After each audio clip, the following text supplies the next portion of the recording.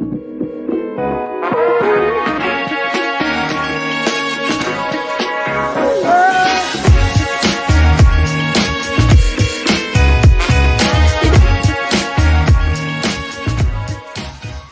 guys, are we live? Oh yeah. I can see the red button, which means we're definitely live. And I know you at home, Eswatini, as well as the global community, you're also live. Just like to say hello. Very good morning and very good day to you wherever you're watching this from. My name is Nati Gule. I am a marketing consultant. My company is called Eswatini Multimedia. But the reason that I'm joining you today is because I'm also a business mentor under the Business Development Services Department of Junior Achievement Eswatini. I mentor out of school youth and also adults in order, if they've got an idea, business idea, and they want to take it out into the market, I help them make that business idea viable. And that is what we're going to be discussing today. What is a viable business plan? When we're talking about the topic for today, let's get engaged on a viable business plan. We were saying a lot of people already know how to do a business plan from school, and some of them know it from university, but do they know how to do a viable business plan? And two words came into my mind. These two words were beautiful and attractive. You see, something that is beautiful, a product that is beautiful, or a service that is beautiful can stay on the shelves for a very long time. But a service that is attractive will create something that is called ADA. It'll draw attention, it'll create interest, it'll also create a desire, and then what we all want as people who are into entrepreneurship or into business, we want action. And our action is making the sale and getting the people to purchase.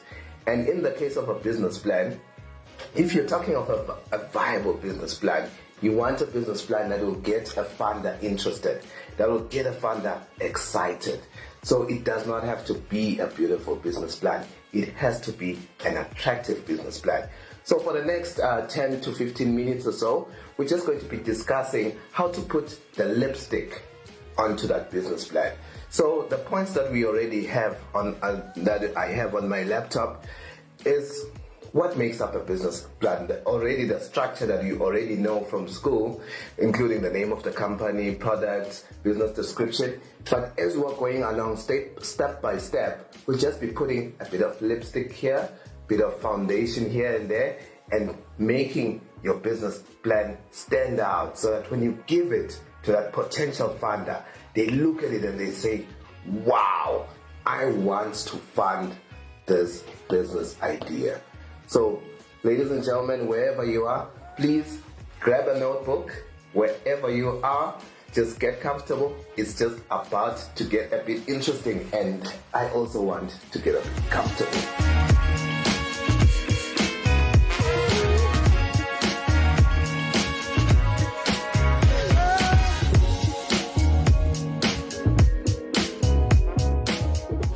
Back, and I hope you have your pen and paper ready, and let's get down to business. The first things first, the genesis of it all. Where does it start? It starts with the name of your company. The name of your company is the most important part of your business plan. And then if you want to make the name of your company stand out, you have to make sure that the name of your company is likable, the name of your company is attractive, the name of your company is striking, and the name of your company is global. I've seen a lot with my business mentorships that I do. You find the name has got nothing to do with the company. And when you're presented with this business plan, you wonder why a person is going to call this company that name. And now you need that person to sort of take you through why they came through that name. That's not how to get somebody excited in terms of getting a potential funder. If you want to get a potential funder, keep it simple. I'll make an example of a supermarket. If your supermarket is going to be called Nati Gule Supermarket, people are going to think to themselves, okay, there'll be Nati Gule inside there or something. Nati Gule is going to be selling, and so what? I just need groceries. But if you call your supermarket value supermarket, it's a huge difference. If you call it Payless supermarket, it's a huge difference. That is what people are looking for in the name of your company. Your name of your company must be able to do what we discussed in the onset of this training. Must be able to draw attention, interest, desire, and action so that they walk in through the door.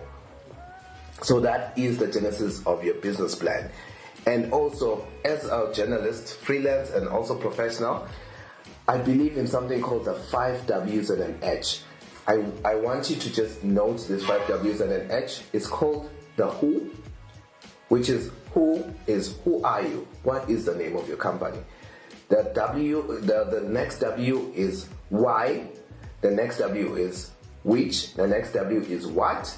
And then the next W is where are you going to be operating your business? And the H stands for how are you going to be operating your business? And that we're going to break it down in 9 points, because we're not talking journalism here, we're talking business plans and viable business plans. So the second point that we're going to discuss, I hope you're writing at home, is your product and service. Get straight to the point. Potential funders don't have time to be reading a very long sort of a description of what you want to do in terms of your product and service. If it's a grocery store, just get straight to the point and say what you are selling. If you are into marketing, Nathi Gule's Eswatini Multimedia is a marketing consultancy company that deals with print media articles. It deals with television adverts, and it also deals with communication plans. Just get straight to the point in terms of the products and the services that you want to offer immediately. So it's the name of your company, and quickly you're telling us what you want to offer us. And then thirdly, your background information as well as the business description. This is where you can sort of now tell them, yes, Nathi Gule used to work for the media, and that is why he wants to go into this company, and he's got so much skills, and you're sort of describing the story and the thought process behind this business. And then you go further, which is also a point under background information, which is the business description now, to say what is this Payless supermarket, or what is this Eswatini Multimedia. Now you're going to say we're delivering cutting edge and very sharp products which are delivered on time and towards the customer's best satisfaction. As you can see, I'm using very nice big words, because as a potential funder, I just don't want you to be telling me normal things to say, I'll just deliver a press release and that's it. I want you to be very descriptive. I want you to sell it to me. I want you to be very, very adjectival. So you must get your adjectives down there and be very descriptive. That is why it's called a business description. So for a viable business plan, on number 3, be very descriptive. Number 4, we're moving very quickly. We want to save data if you're not on Wi-Fi. It's your competitive advantage and your skills. Your competitive advantage is what I always teach my mentees. It's your unique value proposition. What makes you stand out from the market? Yes, you're a grocery store, but what makes your grocery store different from other grocery stores? My grocery store that I have in my business plan wishes to operate for 24 hours. That is what makes me unique. That is my unique value proposition, and that is what makes me stand out from the market. What makes Eswatini Multimedia stand out? I've got a whole host of consultants that I can draw from, including the studio that is taking the video right now, Tribe Studios. That is one of the consultants that I draw services from. So that is my competitive advantage, which other service providers may not have. So you need to spell very clearly your competitive advantage as well as your skills. What are your skills? I was reading a couple of business plans by Junior Achievement Eswatini one time in Babane, where I was a guest judge. And all of them were just listing the name of the company, the product, the background information. And when it got to the part of the skills, none of the business plans had the people telling us what sort of skills they have. And I was asking myself, but you want to do a construction business. Why do you want to do a construction business? Did you study construction? Are you passionate about construction? Have you ever built anything? People want to go into event management. I want to start an event management company. But have you ever even hosted a birthday party in your entire life for at least 4 people? So these are the skills that you have to sort of show off. You know, one thing that I always do in my business lectures is to tell people that a businessman or business lady is a person who is not shy about who they are. So a business person will sell themselves to you. So in point number 4, you're selling yourself. You're selling your competitive advantage. You're selling your skills. When the funder gets to this part, they get excited. They say, oh my goodness. When you say, my name is Natikule, and I am the only person who's ever studied at the London School of Journalism, and I'm the only person who got a distinction at that school, and I'm going to offer you a cutting edge service from the press release that I'm going to write for you. They read that and they say, I want to go with him. They get attention, they get interested, and that desire grows, and they take action. And then point number 5, which is halfway down now, we're moving very quickly, is the operational and production plan. This is a very interesting part of the whole business plan issue. You know, at the end of the day, you're looking for funds. That's the only reason you're doing a business plan. I was reading online the other day, and people were saying, why do you need a business plan?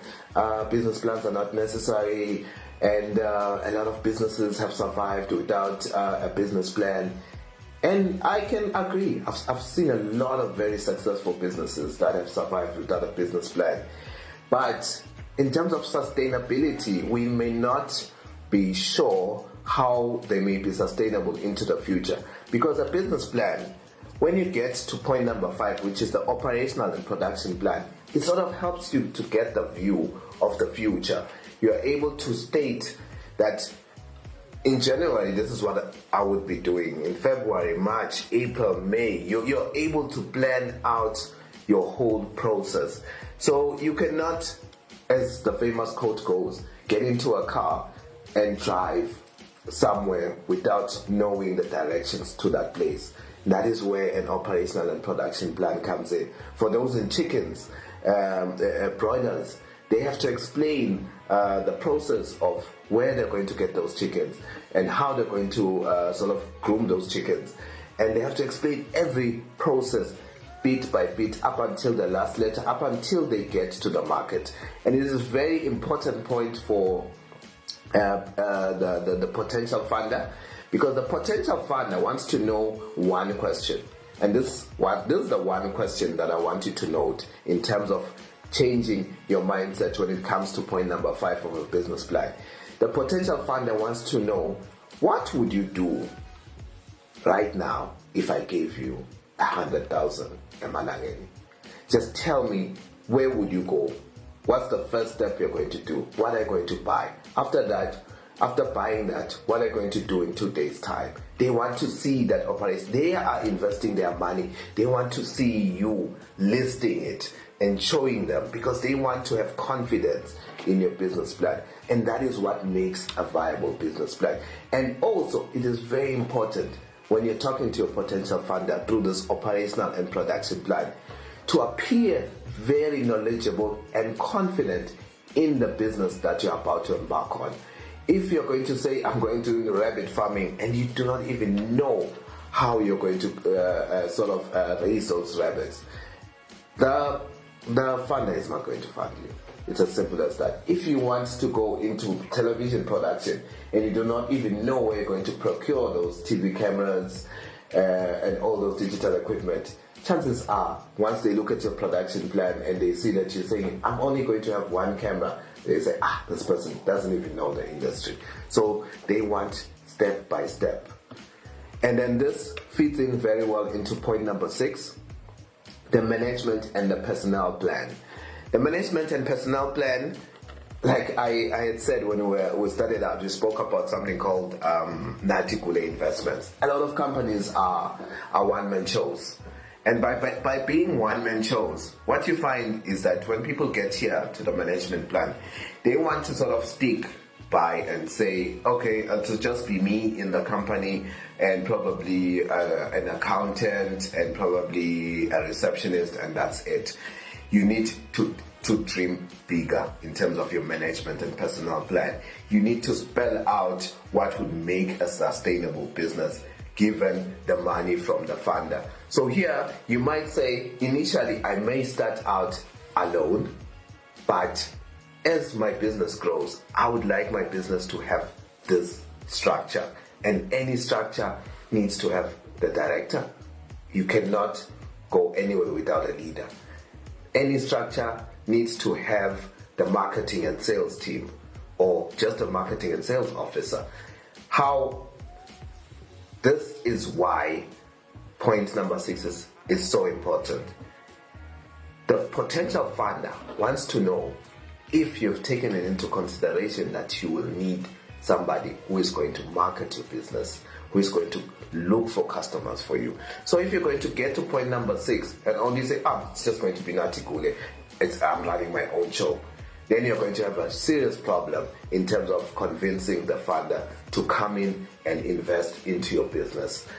And then obviously the third and the very most important, probably the most important part of a business is your accountant or your finance person. A lot of companies are using financial consultants these days instead of having a full-time accountant, which also works, because what we want at the end of the day is the product. So you also list there accountant stroke financial consultant, because you need to account for every coin that your potential funder will be giving. This is a very important part of a viable business plan.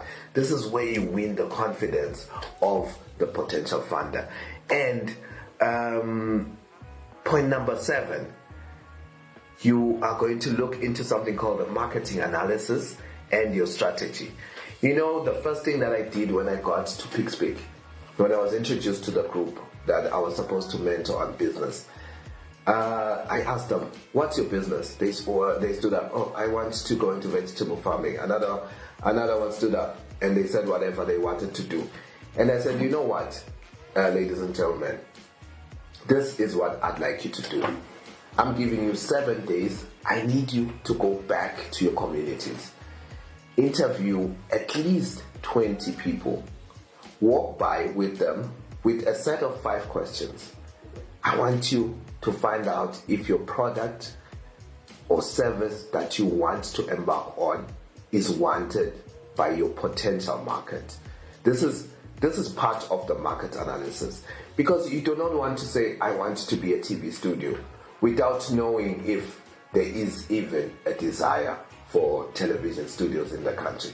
You do not want to say, I want to go into a shisanyama or frying, without knowing if that field that you want to go in is already flooded or not.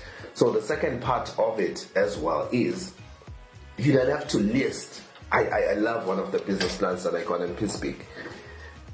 One of the gentlemen there, he lists the names of all the people that are in the same space of his business idea. So for example, if he wanted to go into groceries, he would list 20 groceries that are in PixPick. And then he says, I will be number 21. But as number 21, in terms of point number 4, if you're taking notes, point number 4 was competitive advantage. As number 21, my competitive advantage is A, B, C, D, and E. But I loved how he listed the market. And that also gives your potential funder an idea of the market that you're venturing into. And some funders will say, too many people in your market, not worth investing in. Bye. I know one guy, part of the guys in Big Speak as well. He is into electronics, and he is the only one who provides the service in the way he provides that service. And for a potential funder, it's a dream. It's a dream come true. I mean, it makes you excited because you say, "Oh my goodness, there's so many people that potentially may buy into this idea." So when he came back with his results, he came back listing from the 20. I asked them, "Would you allow me to fix your electronics?" They said yes, yes, yes, yes. And that, for a potential funder, they already have intent from the market. They are going to sign off and say yes. So marketing analysis and strategy is very important. And also, we will not really go into marketing. You all know marketing. Marketing is how you're going to sell the product. And then last but one point is the cash flow. Here, I really want to appeal to young people or anyone who wants to go into business to stop saying this thing that, "Oh my goodness, the cash flow is the most hardest part of a business plan. Oh no, the cash flow, I don't know how to do a cash flow. Oh no." I keep hearing that every time people get to this, but they do the name of the company very easily. Natikule investment, easy. Product service, I want to do this. But once they get to the cash flow, they run. They run away because they see figures, they run. Instead of running towards the figures. This is the time when you should run towards the figures. Do you know why you should run towards the figures? The cash flow is the soul of your business plan. It's the soul of a viable business plan. I once presented a business plan to a venture capitalist. He looked at the name of the company. He looked at the business description. And the next thing he did was page past the background information, past the competitive advantages and skills, past the operational plan, and he went straight to the cash flow. He looked at the figures and he said, "Wow, these figures are interesting. Are you sure you're going to make so much money? I see here you've written this, that." We engaged in a discussion, and after that, we signed off the deal. Because that is the bottom line. That is what everyone cares about. They want to know how and where their money is going to come from. I tell my mentees, your money can come from anywhere. They always say to me, "But we're writing this business plan, but where's the money going to come from?" And I tell them, it's going to come from your cash flow. If you're going to borrow money from your boyfriend wants to understand, but how are you going to make the money? And the cash flow over 12 months, if you're very good, make it 24. If you're best, make it even 36 months. And show them that from month 6, I'm going to start paying you back every cent that you've borrowed me because of you making sales. That is why a cash flow is very important in a viable business plan. So this you should not run away from, you should run towards. And then last but not least, how much does your business require? This is the easiest part. Everybody throws around figures. I want 200,000. I wanted $1 million at one point for my business plan. Didn't make it, but yeah, we have to dream big. So your how much does your business require is very much linked to point number 8. Point number 8 being the cash flow. When you write your cash flow, the first thing that you state there is that amount that you require, and then you break it down over the 12 months. So these two are interlinked. So ladies and gentlemen, that is the long and short of it, of how to do viable business plan. I hope it's been informative. It cannot be exhaustive. That is why Junior Achievement Eswatini, powered by Pigspeak Town Council, has 2 parts of this series. It's called Part 1. This is Part 1 with me, and we're going to go into Part 2.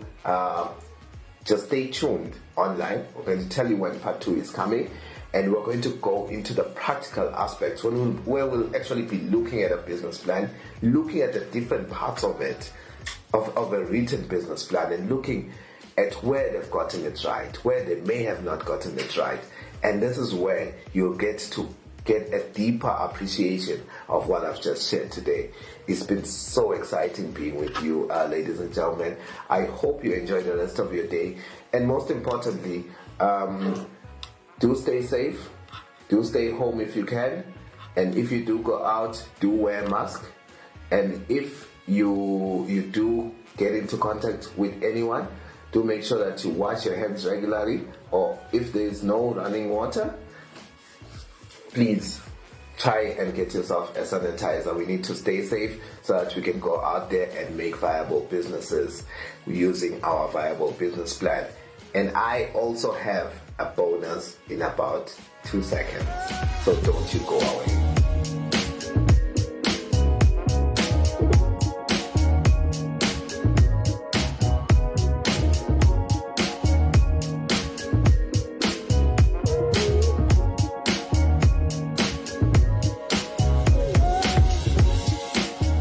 Well, finally, ladies and gentlemen, I hope you enjoyed our broadcast today. I just want to share a quote from the Sales Bible. It says, everyone wants to succeed at sales and inevitably business. Most people don't. It's not that they can't, it's just that they don't know how to. So, through such broadcasts that we're bringing to you with Junior Achievement Eswatini, as well as partners like Peak Town Council, we're bringing the mentors virtually live into your living rooms, and we're hoping to equip you with the knowledge that will empower you to be able to follow your dreams and be economically sustainable. And ladies and gentlemen, if you cannot have access to a mentor, you can have access to a book. A book is an investment, it is not an expense. You just buy a book, or if you're online, you can also download books from various websites. And also, do make use of Junior Achievement Eswatini's Business Development Services Desk. Give them a call and just find out how they can assist you in helping to grow your business or your business idea. We are here to help you, and we wish you all the best of success in your business or your entrepreneurship idea. Have a fantastic day. Keep well, stay safe. See you next time online.